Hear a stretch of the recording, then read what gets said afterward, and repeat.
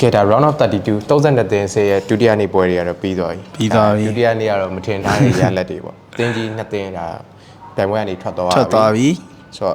့ဒီပွဲတွေအကြောင်းနည်းနည်းပြောအောင်ပထမဆုံးဘရာဇီးနဲ့ဂျပန်ဒါတော့ဘရာဇီးကနောက်တစ်ဆင့်တက်နိုင်တယ်သူ့လှုပ်သွားနိုင်တယ်ဆိုပေမဲ့ပြောစရာချက်တွေရောရှိတယ်ဟုတ်တယ်ဒါပထမပိုင်းမှာဆိုရင်ဂျပန်ကဥဆောင်ထားတယ်ဒါဘရာဇီးကနောက်ကလိုက်ကစားတဲ့ပုံစံမျိုး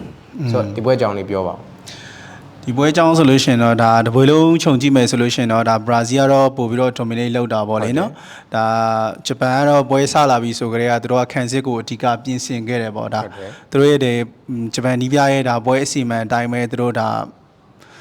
တေးထိန်းစော့မယ်သူတို့ penalty ခေါ်သွားမယ်ဆိုတော့အစီအမံအတိုင်းပဲသူတို့လုတ်ခဲ့ကြတယ်ပေါ့နော်ဒါဘလုံးပိုင်ဆိုင်မှုဆိုလို့ရှိရင်ဒါ69 31ဒါတော်တော်လေးကွာပါတယ်နော်ဒါ total shot မှာဆိုလို့ရှိရင်လည်းဒါဘရာဇီးကတော်တော်လေးများတယ်19ချိန်တောင်ရှိခဲ့တာဒါဂျပန်ကတော့ဒါ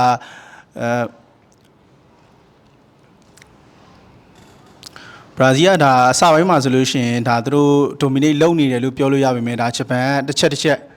်ကောင်တာအတက်ပုံစံမျိုးနဲ့ပြန်ပြီးတော့သူတို့ကတလုံးဆိုတလုံးတော်တော်လေးထိရောက်တယ်နော်အဲဒီဟာပေါ့ဒါဘယ်အသင်းကမားမလဲဆိုပြီးတော့ဒါချောင်းကစားနေကြတဲ့ချိန်မှာပဲဒါဘရာဇီးကစပြီးမားသွားတယ်ပေါ့လေနော်ဒန်နီလိုလူပေးမားတာကနေပြီးတော့ဒါဆာနိုတောက်လျှောက်ဆွဲပြီးတော့ဒါကန်သွင်းသွားတယ်နော်တော်တော်လေးလည်းလှပါတယ်နော်ဒါဒီကနေပြီးတော့ပွဲဆက်ဖြစ်သွားလေးလောက်ပါဆာနိုရဲ့ကိုကတော့လုံးဝ class ကိုဘရာဇီးအမားပါတယ်ဆိုရင်တော့မှသူ့ရဲ့မထင်တိုင်းဒီတိုင်းဆက်ပြီးတော့ဘရာဇီးခံစစ်တဲ့ဝင်ကန်မယ်ဆိုရင်တော့မှဂိုးရဖို့မလွယ်ဘူးဒါမထင်မှတ်တဲ့အဝေးကန်ချက်ဂိုင်း20လောက်တော့ရှိမယ်ဟုတ်တယ်ကန်လိုက်တာဂိုးပြစ်သွားတာပေါ့တောင်လေးတော်ကြာဟုတ်တယ်အလီဆန်ဘာမှမတက်နိုင်အလီဆန်လိုက်တော့ဒိုက်ပြစ်သေးပေမဲ့မမီဘူးပေါ့ဟုတ်တယ်ခေဒါပထမပိုင်းမှာတော့ဒါဂျပန်ကတကိုးတာသွားတော့ဒုတိယပိုင်းသူတို့ပလန်ကလည်းလုံးဝခံစစ်ကိုထိုင်မှုဖြစ်သွားတယ်ဒီနေ့ထားမှာဒါ Gabriel ရဲ့မထင်မှတ်ထားတဲ့ cross ကနေပြီး Casemiro ကောင်းတိုက်သွားဒီဂိုးကပဲပွဲဖြေနေတဲ့အပြောင်းလဲဖြစ်သွားတယ်ဟုတ်တယ်ဒီကလို့အဲ့ဂိုးဒါစောစောစီမိနစ်60လောက်ဆိုအဲ့ချိန်မှာဒါမပေးရသေးရင်တော့ဒါသေလောက်သွားကောင်းသွားနိုင်တယ်ဒါမှမဟုတ်ဂျပန်ကမထင်မှတ်ထားပဲနိုင်သွားမျိုးလည်းဖြစ်နိုင်တယ်နော်ကစီရဲ့ဂိုးပြီးမှာဂျပန်နည်းနည်းခံစစ်ပို့ပြီးပုံပြတ်သွားတယ်ဟုတ်တယ်သူတို့ပို့ပြီးတော့ striker ဖြစ်သွားတဲ့ပုံစံမျိုးပေါ့လေနော်အဓိကသူတို့စိုးရိမ်စိတ်အရန်ကြီးသွားတာဒါနောက်တန်းဝယ်လုံးဝအထိုင်ချလိုက်တော့မယ်ဆိုတဲ့ပုံစံမျိုးနဲ့လူတွေပြစ်လဲလိုက်တယ်တကယ်ကစားသမားကောင်းတွေကင်မရာတို့ဘာတို့ပါထုတ်ပြီးတော့ခံစစ်ကိုထိုင်တဲ့ပုံစံမျိုးပဲသွားတယ်အဲ့ဒီဆုံးဖြတ်ချက်လေးတစ်ခုကပဲဒါဘရာဇီးတို့ပို့ပြီးတော့အသာရသွားတယ်လို့ထင်ပါတယ်နော်ဒါဂျပန်ခံစစ်ပြတ်သွားတဲ့အချိန်မှာဘရာဇီးရဲ့ထိုးပေါက်မှုတွေဒါဇက်တိုက်ပဲဟုတ်တယ်သူကြမ်းခံနေရင်းနဲ့မှာပဲနောက်ဆုံးမိနစ်နော်ဒါနော်ဥဆောင်ကိုရွှေကိုပေါ့ရွှေကိုပေးလိုက်ရတယ်လောက်ပါအောင်ဒီကိုပေါ့ဘယ်လိုမြင်ဒါဒီကိုပေါ့တော့ဒါဘယ်သူမှတော့ထင်မှတ်မထားဘူးပေါ့လေနော်ဂျပန်ကဒါအချိန်မိုးတွေမိနစ်တွေထိသွားတော့မယ်လို့အကုန်လုံးကလည်းထင်ထားတာဒါဒီပွဲကတည်ရင်နဲ့ပြီးပြီပေါ့ဒါပေမဲ့နောက်ဆုံးမမျှော်လင့်ထားဘူးပေါ့လေနော်ဒီကိုဖြစ်လာတဲ့အခြေအနေကလည်းဒါကလေဂျပန်ရဲ့ဒါတစ်ချက်ပေါ့ရော့သွားတဲ့အခြေအနေလေးကနေပြီးတော့ဒီဂိုးလေးပေးလိုက်ရတာပေါ့နော်ဒါလည်းဒါဆွဲထွက်သွားတာလည်းတော်လေးကောင်းပါတယ်ပြီးတော့ဒါသူတို့ဘရာဇီးကဘယ်လိုပြောရမလဲအန်ဒရီဒုတိယပိုင်းမှာဝင်လာတယ်ကွာသူဝင်လာတဲ့အချိန်မှာပွဲကနည်းနည်းပို့ပြီးတော့မြိုင်လာတယ်ဒါအန်ဒရီတောင်ပန်ထွက်ပြီးရေယန်အလဲဝင်ကစားတဲ့ပုံစံဒီပွဲနီးပြရတာအန်ဆာလော့တီရဲ့လူစားလဲမှုတွေကမှန်တယ်ဟုတ်တယ်နော်ဒါဒီပွဲချိန်မပေါ်တဲ့ကွန်ညာထုတ်ပြီးတော့မာတင်နယ်လီထည့်လိုက်တာဟုတ်တယ်ဒါအန်ဒရီဝင်လာမှပဲဘရာဇီးတိုက်စစ်ကပို့အသက်ပို့ပြီးတော့လှုပ်လာဟုတ်တယ်အားလုံးထင်ထားတဲ့အတိုင်းမှာပဲဒါဘရာဇီးကတော့ဒါတောင်အမေရိကရဲ့အသင်းဖြစ်တယ်ဆိုတော့သူကတော့တက်သွားလိမ့်မယ်လို့တော့အကုန်လုံးကတော့ထင်ထားကြတယ်ဒါပေမဲ့ခက်ခဲမယ်ပေါ့လေနော်ခက်ခဲမယ်ဒါထင်ထားတဲ့အတိုင်းမှာပဲဒါဒီလိုဖြစ်သွားတယ်ပေါ့ဒါဘရာဇီးကတော့2-1နဲ့နိုင်သူလှုပ်သွားတယ်ဒါသူလှုပ်သူမလှုပ်တဲ့နှစ်ကောင်ကတော့ဂျာမနီနဲ့နယ်သာလန်ဒီမှာတော့ဂျာမနီကပိုပြောစရာဖြစ်တယ်တွေ့တဲ့အသင်းကပါရာဂွေးနယ်သာလန်ကမော်ရိုကိုတည်ကြတယ်ဟိုပန်နယ်တီမှာရှုံးနေဆိုတာနည်းနည်းလက်ခံပေးခြင်းစရာရှိပေမဲ့ဂျာမနီရဲ့ရလက်ကတော့တိတ်ပြီးလက်ခံခြင်းစရာဖြစ်လောက်ပါအောင်ဒီပွဲအကြောင်းလေးဒီပွဲအကြောင်းကလည်းဒါ1-1နဲ့နော်တည်ကြသွားတယ်ဆိုတော့ဒါဂိုင်ဟာဘက်ကလည်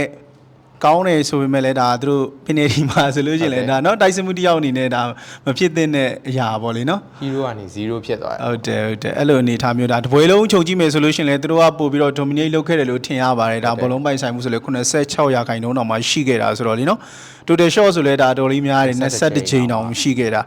ဒါဒီပါရာဂွေးကိုတော်တော်လေးလွှမ်းမိုးထားနိုင်ပြီးမှဒါသူတို့အနိုင်မရခဲ့ဘူးဆိုတော့ဒါဂျာမနီတို့တော်တော်လေးစိတ်ပြက်စရာကောင်းပါတယ်ဒီကဒါနီးပြနဂျက်စ်မန်ရဲ့လူထုတ်ပုံဝင်နေပြောစရာလို့ရှိတယ်အန်ဒက်အထောင်ထားတယ်ကိုင်ဟာဗတ် AM ပြောင်းစော့တယ်ပုံစံမူစီယာလောက်အရန်ပို့တယ်ဒါစာနေပါလာတယ်ပေါ့ဟုတ်တယ်ဒီလူထုတ်ပုံရောဘယ်လိုအခြေအနေမျိုးထင်လဲဒ ဒါပထမပွဲတွေထဲဆာလို့ရှင်တော့ဒီလူထုတ်ပုံကနည်းနည်းလေးမှားရွံ့နေလို့ဒါမြင်မိတယ်ပေါ့လေနော်ခါတိုင်းပုံစံတိုင်းတာ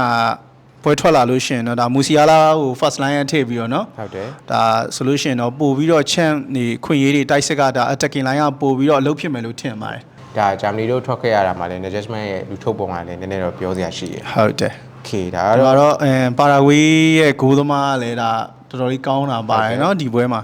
rating ဆိုလဲဒါ 8.7 ဒီတောင်ရခဲ့တာကိုဘောက်ကပဲမူ6ကြိမ်ဟုတ်တယ်ဒါ extra time မှာဆိုရင်လည်းဂျာမနီဘက်ကတကူရပြီမဲ့ foul ဖြစ်တော့ပယ်ဖြတ်ခံလိုက်ရတယ်နောက်ဆုံး penalty မှာတော့3-4နဲ့ပေါ့ဂျာမနီရှုံးသွားတယ်လွဲတဲ့ကောင်တွေကလည်း Kai Havertz ကစလွဲဝါရာမန်ဒီတို့လားတိုက်စစ်မှုနောက်ဆုံးဂျိုနသန်တာအဆုံးဖြတ် penalty လွဲသွားရဲဆိုတော့ဒီဒါမျောလင့်ထားတဲ့တင်းတင်းကတော့စောစီထွက်သွားပြီပေါ့နော်โอเคဒါဆိုနောက်တစ်ပွဲနယ်သာလန်နဲ့မော်ရိုကိုတုတ်ပါအောင်ဒီပွဲမြင်နေဒီပွဲကတော့ဒါဒီနေ့မှာကန်ခဲ့တဲ့ပွဲတွေမှာဆိုတော်တော်လေးကြည့်ကောင်းခဲ့တဲ့ပွဲလို့ပြောလို့ရတယ်နော်ဆောဒါကျွန်တော်တို့အေးဆောထားတဲ့လူတွေမှာကြည့်ရမယ်ပွဲဟုတ်တယ်ဒါအားလုံးထင်ထားသလိုပါပဲမော်ရိုကိုကတော့ဒါတပွဲလုံးကို dominate လုပ်သွားတယ်ပေါ့လေတိုက်စစ်မှာဆိုရင်လည်းဒါပိုထိအောင်သူတို့လုံးနိုင်ခဲ့တယ်ပေါ့နော်ဒါအသင်းကြီးလည်းပြန်မေးရမယ်ဟုတ်တယ်ဒါနယ်သာလန်ကူးသမားတော်တော်လေးကာကွယ်ခဲ့လို့ဒါနော်မဟုတ်ရင်တော့ဒါမော်ရိုကိုကဒါပွဲပထမပိုင်းကတည်းကဒါနယ်သာလန်ကိုထိန်းချုပ်ထားနိုင်တဲ့အခွင့်အရေးတွေအများကြီးရခဲ့တာပါလောက်ပါအောင်ဒါနယ်သာလန်ရောဘယ်လိုမြင်လဲနယ်သာလန်ကဒါဂိုးဆရသွားတဲ့အသင်းပေါ့ဂိုးဆရရဲဆိုမှစောနာပြောလို့ပဲတပွဲလုံးပို့ပြီးအသာစီးကစားထားတာမော်ရိုကိုကပို့ကစားထားတယ်ဒါကပိုဂိုးရပြီးရဲ့နောက်တော့သူတို့ဒါထိန်းပြီးတော့နိုင်ရလက်ထိန်းကျင်ခဲ့ပြီမဲ့နောက်ဆုံးအချိန်ပိုကြမှာနာကျင်ချိန်ပိုကြမှာတီရော့ပြီးဂိုးပြန်ပေးလိုက်ပြီးတည်ရဖြစ်သွားတယ်ဒါပြောရရင်ပွဲချိန်တွင် sorry ဒါ extra time မှာတော့အရင်မြန်မြန်ဆိုင်တော့မရှိတော့နှစ်သင်းစလုံးကမှားမှာဆိုတော့အဲ့အနေထားမှာစောင့်ကန်သွားတဲ့ပုံစံမျိုးဆိုတော့ penalty ဆုံးဖြတ်ပဲရောက်သွားတယ်ဒါပြောစရာအဓိကဖြစ်တာကလည်း penalty ပဲဒီပွဲကနော်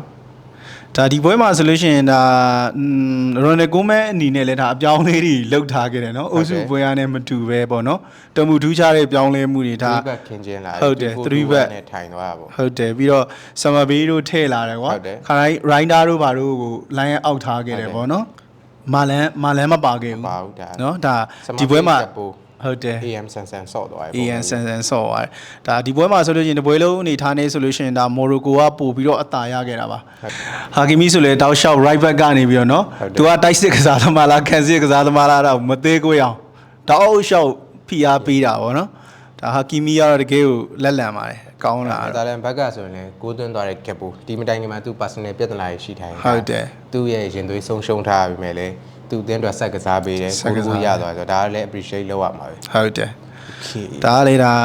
နယ်သာလန်ကတကူရပြီးတဲ့အချိန်မှာဒါပွဲပြီးဆုံးကန်ဒီအချိန်ရောက်ပြီပေါ့လေနော်သူတို့နိုင်တော့မယ်လို့ထင်ထားတဲ့အချိန်မှာပဲပြီးပြီလို့ပဲထင်ထားခဲ့တဲ့ပွဲပဲဒါလည်းမမျော်လိမ့်မယ်ဒါမော်ရိုကိုရဲ့ကြိုးစားအားထုတ်မှုလည်းပါတာပေါ့နောက်ဆုံးအချိန်ဒီဒါရှုံးမပေးခဲ့တာပေါ့လေနော်ဒါ20နှစ်တွေကလုတ်ပြတယ်မော်ရိုကိုကဒီနေ့လဲဆက်ဒီနေ့လဲဟုတ်တယ်နယ်သာလန်လို့အသင်းကြီးကိုဒါဟုတ်တယ်ချန်ပီယံနော့ကောက်လုပ်ပြီးတော့ပါတယ်အသင်းဟုတ်တယ်တက်သွားခဲ့ပြီဆိုတော့ဒါမော်ရိုကိုရဲ့လမ်းကြောင်းကိုဘယ်လိုမြင်လဲလုပ်ပါအောင်ဒါကြည့်မယ်ဆိုရင်တော့ကနေဒါနဲ့ဆိုတော့သူတို့အတွက်နောက်16သင်းဆင်ရတော့ခြောင်သေးတယ်တစ်ဖက်မှာတော့ဒါပေါ်တူဂီစပိန်အဲ့ဒီတွေကတက်လာတဲ့အသင်းပေါ့ဒီမှာအသင်းကြီးတွေစပိန်နဲ့လည်းတကယ်လို့ဒါတွေ့ခဲ့မယ်ဆိုလို့ရှိရင်လည်းမော်ရိုကိုတော်တော်အရန်ခက်ခဲမယ်မထင်ဘူးเนาะဒါပေါ်တူဂီစပိန်အောင်တက်မယ်လို့ဘိုင်းသေးပြောလို့မရဘူးဒီညာပွဲကြီးကြည့်ပြီးတော့အသင်းကြီးတွေကယုံကျင်စရာမရှိတော့တဲ့ပုံစံမျိုးဖြစ်သွားပြီသူတို့တွေ့နေရတဲ့ဒါခရိုအေးရှားတို့အော်စတြေးလျတို့ဆိုတာလည်းအနေထားတစ်ခုရှိတဲ့အသင်းတွေဆိုတော့ဟုတ်တယ်မတို့ဒါသူတို့အတွက်16သင်းအဆင့်ထိကတော့ကနေဒါကအင်ရှင်ဆိုမှလက်ရှိကအင်ရှင်အားသာချက်မဟုတ်တော့ဘူးဒါ US မှာပြောင်းကန်နေပြီဆိုတော့ဒါမော်ရိုကိုကတော့နေဆုံး quarter လောက်ထိကတော့ရောက်လာမှာပဲဟုတ်တယ်နော်ကန်ကောင်းရင်အရင်နှစ်တွေလို့စီမီနောက်ဆုံး final တွေထိပါမျှော်လို့ရရဲ့အသင်းဖြစ်လာပြီပေါ့ဒီပွဲမှာဆိုလို့ရှိရင်လည်းဒါမာဇာဝီပေါ့လေလို့ပေါ့မာဇာဝီအုပ်စုမှာကလေးကနော်တောက်လျှောက်ခြေစွမ်းနေပြနေတာဒါမန်ယူနဲ့ဒါမော်ရိုကိုနဲ့ကိုတော်တော်လေးကွဲပြားတဲ့ခြေစွမ်းနေပြတာနေဆိုဒီမှာလည်းမာဇာဝီမကောင်းတာတော့မဟုတ်ဘူးမကောင်းတာမဟုတ်အဲ့ထက်ပိုကောင်းနေတာပေါ့ပြီးခဲ့တဲ့နှစ်မှာတော့နီးပြအကြိုက်မတွေ့ရပါဘူးလုံးဝကစားကွင်းကတော်တော်လေးနည်းနည်းပဲရတာဆိုတော့နားရပြီလားလို့ဗျာနားချိန်ပြည့်ပြီးကျန်းနေသလားမှန်ရတယ်ဒါမော်ရိုကိုမှာတော့မာဇာဝီကပိုကောင်းတယ်သူရဲ့ full back နှစ်ဘက်ကလုံးဝဆရာကြီးနှစ်ပါးဖြစ်နေတာဟုတ်တယ်ဒါလည်းပွဲဖြေတစ်ခုဖြစ်သွားပြီခေဒါအချိန်ပူကြောင်းကတော့အရင်ပြောစရာမရှိဘူးပနယ်တီလောက်ပါအောင်ပနယ်တီတိုင်လွဲတဲ့ပနယ်တီကဒါဂိုးသွင်းကြည့်ကြပါလားဂိုးလွဲကြည့်ကြပါလားမသိဘူးเนาะအဲ့လိုပြစ်တယ်တိုင်တီဘာတီကန်နေသလားမှန်တိုင်တီဘာတီလုံးเนาะဘေးချော်ဒါပနယ်တီကတော့တကယ်ပြောစရာဖြစ်ခဲ့တယ်ပေါ့လေเนาะအသင်းနှစ်သင်းအနေနဲ့မော်ရိုကိုရဲ့ဒုတိယပနယ်တီကတော့နယ်သာလန်အတွက်နှမျောစရာ ဘာဘလူကန်ကာကွယ်ပြီးတော့မှသူ့ချောင်းကိုအဲ့မှာဒါကာကွယ်နိုင်လိုက်မယ်ဆိုတာနယ်သာလန်ဘက်ကိုပွဲရပူစောင်းသွားနိုင်ဖို့လည်းပူများသွားတဲ့အနေထားမှာဒီတလုံးကတော့ဒါနှမျောစရာပဲ ဟုတ်တယ်โอเคတော့ဒါပထမ3-2နဲ့ပဲမော်ရိုကိုကနိုင်သွားတယ်တက်တဲ့ပဲတက်သွားတဲ့အသင်းပဲပြောပါပါပွဲရလည်းတကယ်ကြီးကောင်းတဲ့ပွဲတော့ဖြစ်ခဲ့တယ်ဟုတ်တယ်ဒီမှာတော့ဒါဒီခုပြောခဲ့တဲ့3ပွဲမှာဆိုလို့ရှိရင်တော့ဒါနှမျောစရာအကောင်းဆုံးကတော့ဂျပန်ပေါ့လေနော်ဂျပန်ထွက်သွားတာတော့တကယ်နယ်သာလန်လို့လည်းနှမျောစရာပဲဟုတ်တယ်ဂျာမနီကတော့3ကြားလို့ခံရတာပဲလို့ပဲပြောရပါဟုတ်တယ်ဒါပါရာဂွေးလို့တင်းတယ်မှာထွက်သွားတယ်လို့တော့ပေါ့နော်ဟုတ်တယ်မတနာဘူးဟုတ်ပါပြီလားဆိုဒီမှာပဲဒီနေ့တော့ရက်လိုက်အောင်ဟုတ်ကဲ့ပါဒီကတော့ကျွန်တော် round of 32ရဲ့ဒုတိယနေ့ပွဲတွေကိုကျွန်တော်အမြင်နေပြောခဲ့တာဖြစ်ပါတယ်ဟုတ်ပါတယ်ဆုံးဖြတ်ကြည့်ပြီးတော့အားလုံးကျေးဇူးတင်ပါတယ်ကျေးဇူးပါ